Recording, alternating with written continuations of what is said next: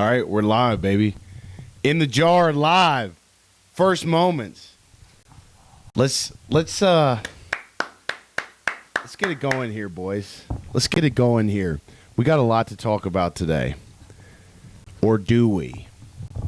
This is my first time going live, so we're just going to see how this plays out. We're going to continue to try to improve. I still don't have a way to charge my iPhone sitting here as we transmit video into the stream. So hopefully we will be smooth sailing. I noticed that I'm frozen right now. And I'm only making this stream accessible on YouTube and Kick right now. So hopefully this motherfucker gets going here. If not, I'm going to rage. Okay. So we're catching up. Let's see. Now it's going. Now we're back. Got a lot to talk about today. Okay? Got a lot to talk about. We're going to wait for all of the faithful viewers to file in here before we do so. But first and foremost, bro, let's talk about a little something here. I am sick and tired of this bullshit. Okay? I understand that Taylor Swift is one of the most generationally renowned artists of our time. I understand that. Here's the thing. Stop trying to jam these motherfuckers down our throats. Stop trying to jam these motherfuckers down our throats. We do not care. We do not care. Okay? Whenever you're watching a Chiefs game and it pans up to the skybox, we do not motherfucking care. Okay? And I get it, dude. It's great for the NFL because they get new fans. They get all these new eyeballs on the product, and obviously eyeballs translate to revenue for the NFL. But here's the thing. I truly believe with all my heart, if the NFL didn't show Taylor Swift one time throughout the entire course of a Chiefs game, the NFL would actually benefit from that more than them showing her ass and everybody getting pissed off. I don't know. Here's the thing. If the NFL didn't show Taylor Swift for the entirety of Chiefs game and everybody knew that she was there, I would notice that too. And I would be much more inclined to say, you know what? The NFL, they finally got their fucking head screwed on right. They finally figured out that we do not care. They finally figured it out. It just seems like they're pandering to people. Dude, I saw some shit, and I won't take the time to pull it up, but I saw some shit on X or maybe it was Instagram. By the way, I just popped one of these 11 milligram Zins. I was stopping at a corner store in Montgomery, Alabama this past weekend. And I noticed they had these little European Zins, okay? It's even got, you probably can't see it from here. I don't have a cameraman, so I can't like zoom in or nothing. Luke, let's go, dude. Hey, I told you, bro, we're going to pop in live here. Love you, dog. Appreciate you, dog. And we're still figuring out the technical setup here. I just wanted to pop the cherry, go live, figure this shit out. I don't think it looks bad. Okay. I think it looks pretty good, actually. But Luke, what we're going to try to do, and this just seems like a one-on-one chat with me and my editor right now. which is fine. Look, here's what I want to do in the future, Luke. Number one, I want to get a little ticker rotating sports news at the bottom of the screen. We'll figure that out. That's the big bad task. Oh, hell yeah, Luke. Appreciate it, bro. And then the other thing is that, we conference guests in this, that, and the other. And we're going to have to figure out the YouTube search settings, too, because when I'm playing Madden, it just seems like a lot more people pop in. But we're gonna figure that out. But back to what I was saying about the Zins. So Montgomery, Alabama. I've never seen these before in my life in person. And some random gas station just had them. And so I was like, all right, I'll try the Sour Ruby. I'll try the Apple Mint. They're pretty ass, if I can be as real as I could be. And the 11 milligrams, it just fucking pounds me, dude. Fucking pounds me. But it's all I got right now. I'm trying to wean myself off of these things. And the fact that I only have these, when I get the urge, it's ironic as all hell, but when I get the urge to throw a Zin in, and all I got is look at my pits, baby. When I get the urge to throw a Zin in my lip, all I got is these 11 milligram ponders, dude. And so there have been a couple times the last 48, 72 hours where I'm like, you know what? I'm gonna not succumb to the urge because I don't feel like getting absolutely destroyed right now. So anyway, back to Taylor Swift. I feel like the fans would notice during a Chiefs game if everybody knew Taylor Swift was there and they didn't show her. Okay? So that's the first thing. Let's see what else we got here on the timeline here. So the Arizona Cardinals, I believe, is NFC West and AFC East teams have these new uniforms, NFL uniforms. Okay, this should be the first thing that comes up. Okay, so you see here, a lot of people like these new uniforms. These new uniforms are getting a lot of hate. That's funny. Dallas Cowboys rivalry unis.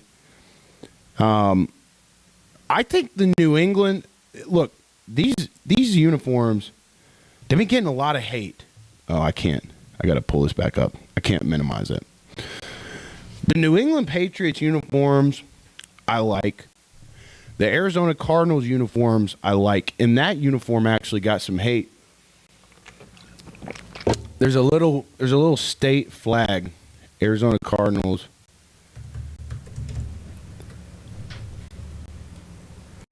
Okay, so this is what we got here. This is the Arizona Cardinals uniform.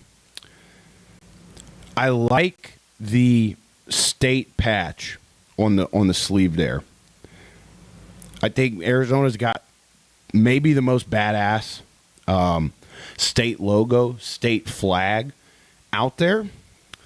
I don't like the speckles. Okay? I don't like the speckles. They could have done without the speckles. They could have gone much more minimalistic on that front. But I like the state flag. I like the eggshell, kind of gritty desert color on the Cardinals uniforms there. The Bills also. So it was AFC East and it was NFC West, I believe. The Seahawks fucking uniforms just look like Oregon. Okay, but there's Buffalo. Let's get a better look at it. There's Buffalo. I don't mind these. I like the chrome, too, especially. I just wish, and I think the NFL is affording more flexibility to teams in terms of the uniforms they can use. I know that for a fact. I just don't know the specifics. Dude, I'd be game for a Bengals whiteout uniform every game. Just turn into the Cowboys. What are we doing? Microsoft Auto Update? Stop. Yeah. The speckles I don't like on the Cardinals. So there's that. Damn, I gotta get this vertical right. Okay, there we go. That's better. So yeah, I mean that's kind of what we're looking at on the new uniforms front. We've got college football. College football's back, and what you guys can expect on this show going forward, we will be live every day, Monday through Friday, as this football season starts. I know we had a lot of games to start the season officially last night. Among those games was the biggest game that was talked about most was Nebraska versus Cincinnati. They had that game in Arrowhead Stadium.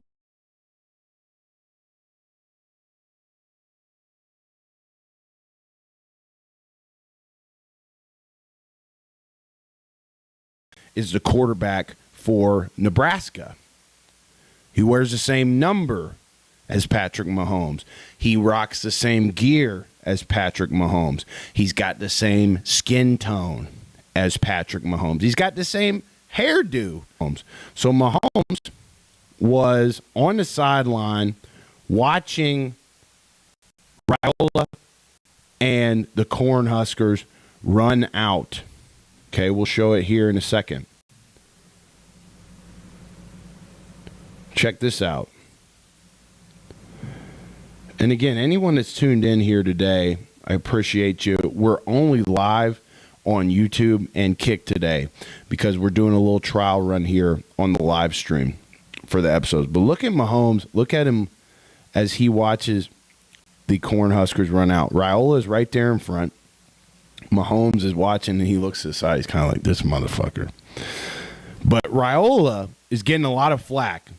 This motherfucker is corny as all hell. And this is a problem with the new generation of athletes. I truly believe this. When the Boston Celtics won the NBA Finals and Jason Tatum won the NBA MVP, okay, iPhone has 20% battery. Okay, that's good. We got to find a motherfucking way to charge the iPhone here. And we will. We're going to continue to improve this live stream setup. This is our first go at it. But this new generation of athletes, this new generation of kids, I feel like they want to kind of copycat the guys that have come before them. I believe when the Celtics won the NBA Finals a year or two ago, Jason Tatum, he got the Finals MVP, and somebody took his speech on ESPN, the post-game presser, and he basically copied. It was either Kobe or Kevin Garnett word for word, and people sniffed it out and were like, dude, this is Kevin Garnett from 2009. Somebody put a video side by side. It was brutal. So again, you see Raiola, I wonder if he did his pregame routine. Like literally this kid you see running out on the screen, quarterback for Nebraska, copied Mahomes' literal pregame routine. So it's pretty funny that Nebraska plays their opening game in Mahomes' house, Burrowhead, if you will. But, you know, I watched the highlights from the game. Cincinnati had a fighting chance.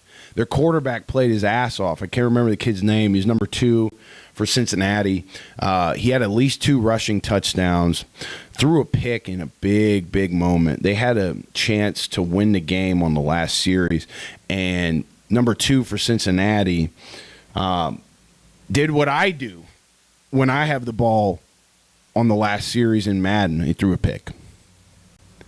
Nebraska comes away with the win. I forget that Nebraska's receiver 1 is Dane Key, who played the majority of his college career at the University of Kentucky, Lexington, Kentucky kid, Frederick Douglass High School.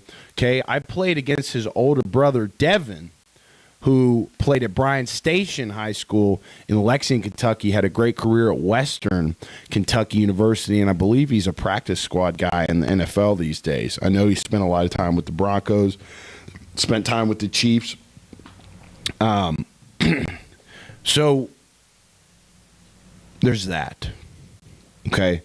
But this was the biggest game by far of last night. We've got Ohio State and Texas headlining this weekend for college football in the Horseshoe in Columbus, Ohio.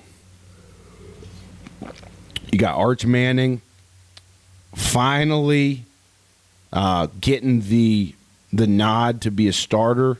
He waited his turn behind Quinn Ewers, and now he's got a chance to really show America what he's about. So we've got that coming up. I'm trying to think. I don't really know that many more games on the slate for us today. There's a ton. Colorado's playing right now, or they're getting ready to play here in about an hour. And like I said, folks, we're getting a feel for this live episode deal. I'm going to go to my bookmarks and see what we've got here. Got to be careful on the Twitter feed here. Might have some controversial things popping up. I'm trying to figure out how to get to my bookmarks. Here we go.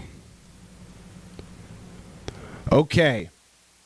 Here's the meat of our program, and I might have to log off early due to my iPhone's battery. Here's the meat of our program. The New England Patriots today released veteran safety Jabrill Peppers. The writing was kind of on the wall, from what I understand. While all of New England's starters were sitting on the bench, comfortable, cutting up, shooting the shit, Jabrill Peppers was in the game for the last preseason game. So the writing was kind of on the wall here. It just seems like Jabrill Peppers wasn't a fit for the defense that Mike Vrabel and the defensive coordinator are trying to implement. You combo that with some legal issues that he's had in the past. You combo that with the fact that he has started a rap career, and the music video of his recent single is circulating the internet right now. It just doesn't seem like it would fit in with Mike Vrabel's system, the attitude, the culture that he's looking to implement in New England. And so they cut him. They cut him today.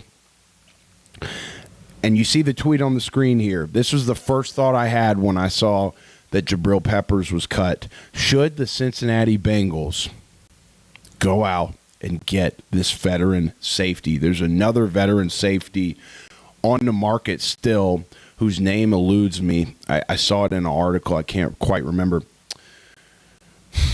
But if you look at the Bengals safety room, I think I have it saved. I doubt it, though. If you look at the Bengals safety room, I know it by heart because it's so ass.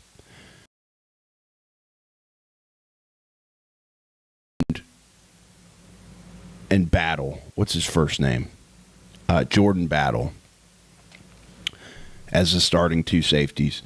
These guys, I love my Bengals to death. And just on film, you look at Jordan Battle. Alabama guy, pretty underwhelming on film. You look at Geno Stone, had some good years in Baltimore. Again, just not seeing it on the film. And so it's just a tough deal in the safety room for Cincinnati. So why not, when you got $16 million in cap space as we approach week 1 here next week, why not go out and get a guy like this? Energize the room a little bit. Encourage a little competition. He even fits in culturally with the Bengals. Okay? You think about a Mike Vrabel locker room. You think about a New England locker room, the Patriot way. Cincinnati's kind of the opposite of that. It's kind of the opposite. So why not go out and get this guy? I remember his highlight tape from high school. I looked on YouTube earlier this morning. The video that I loved as a young cat is no longer there. It used to be Jabrill Peppers' channel. That had this high school highlight tape of him, and it was soundtracked with great music. Don't like. That's the shit I don't like. And again, I couldn't find it. Micah Parsons, biggest news in the NFL in the last 24 hours. Micah Parsons traded from the Dallas Cowboys to the Green Bay Packers. Cowboys get Kenny Clark in return, and I believe 2 first-rounders. $144 million deal. You see videos of Micah Parsons running around his house after the deal was done. Joyous. Guy gets paid. Guy gets liberated from Jerry Jones. And everybody's happy except Cowboys fans. Cowboys fans are saying, burn it down. Burn it the fuck down. And some people are saying the Cowboys won that trade. Some people are saying Micah Parsons, he's too hard to deal with. His agent, David Mulugeta, too hard to deal with. Get rid of him. Rinse the organization. Rinse the culture. It's going to be a rough year for the Dallas Cowboys. It's going to be a really rough year for the Dallas Cowboys. Luke asked, what's your opinion on white being a main color like that with how much they're rolling around in the dirt? Well, the thing about it, Luke, is that I believe the Cardinals play on turf. And most NFL organizations, in their stadiums, they play on turf. So dirt were not really an issue. There's probably still some grass stadiums, but dirt not really an issue. So I'm trying to think what else, and I might have to cut this episode short just because of my iPhone's battery. In fact, I see the screen. No, we're good. I'm trying to think what else. I kind of put myself on the spot. I just wanted to go live today. You guys could probably tell I didn't do a ton of preparation for this episode. But, you know, that's the world we live in.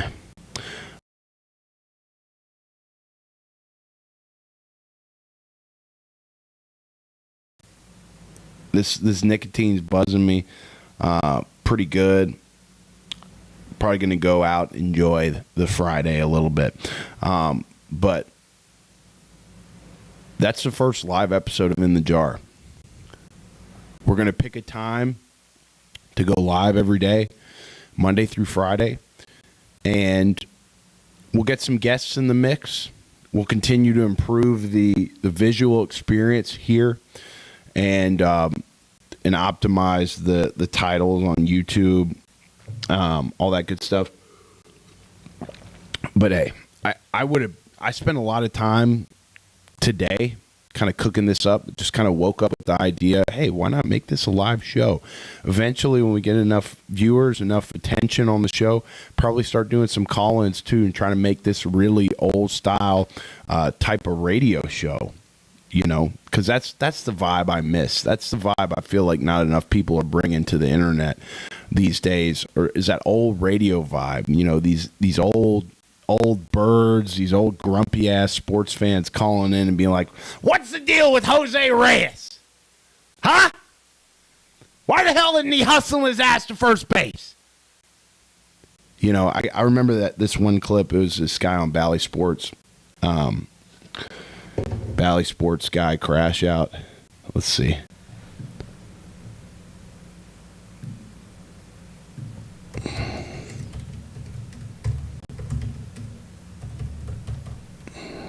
Crash out. I don't know if Crash Out will pull it up. The guy's like, no, you are an idiot. You are an idiot. It's pretty fire. Yeah, see, y'all see my goddamn. This timeline is eating me up right now, bro. I got to get off of here. I gotta get the fuck off of here, bro. I gotta stop. Just go to my page. You can see my latest matching. But yeah, I wanted to just make this. Oh, my screen wasn't even sharing. That's good. Okay, we're gonna wrap this up, ladies. Enjoy my Friday here. We're going to continue to optimize the setup. I really, like I said, the goal is to make it as much old radio show, sports talk show vibes as possible. And we'll just see how, I know it's going to pan out good. It's going to be great. But I kind of woke up with this idea, wanted to get a stream off or a show off before we go into the week here. My 8U Pop Warner kids, we got our first game tomorrow morning, bright and early at 8 a.m. So we're going to get ready for that. I'm going to watch some all-22 breakdowns today for inspiration. Maybe put my D-line on a couple stunts, send my linebackers in a little bit. All right. This has been the first live episode of In the Jar. Many more to come. We'll pick a time Monday through Friday, and we'll be on here every day. This will be the new reality of our revered show. Appreciate you guys tuning in. I'm pretty sure the only guy in the chat right now is my editor, Luke.